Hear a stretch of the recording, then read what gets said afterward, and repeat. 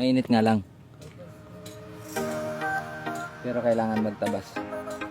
Kasi mahaba na naman yung damo. Ayan.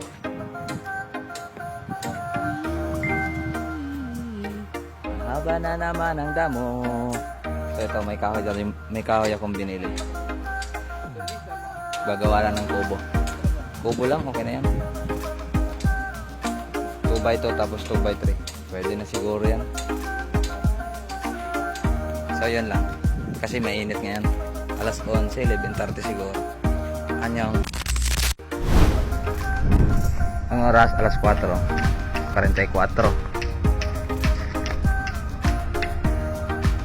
Medyo madilim na. Nakakapagod na lang. Kasi kaninang tirik ang araw, trabaho pa rin. Ayun pa lang na tayo sa 10 kahoy na 2x2 tapos 2x3. Di na ako kumuha ng 2x o kaya 4x4.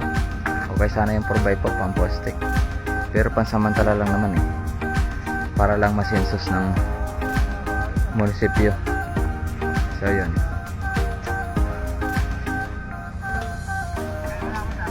Sige. So kulang pa rin ng kahoy kahit tag 10 peraso. So ayun.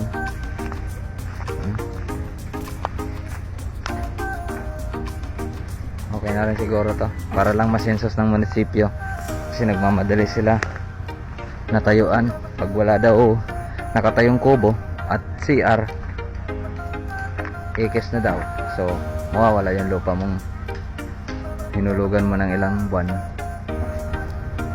Kaya nagmamadali kami magpatayo ng kubo.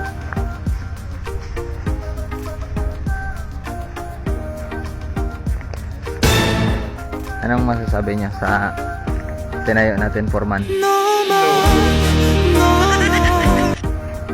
lang, maayos. Maayos. Sayang ang tattoo. Anong ginawa mo, Foreman? Ano? Pinaligiri. Ako nagpukpuk niyan. Nagpukpuk ka? Di ba tinayo? Uy, binatawag ko eh. Sa akin?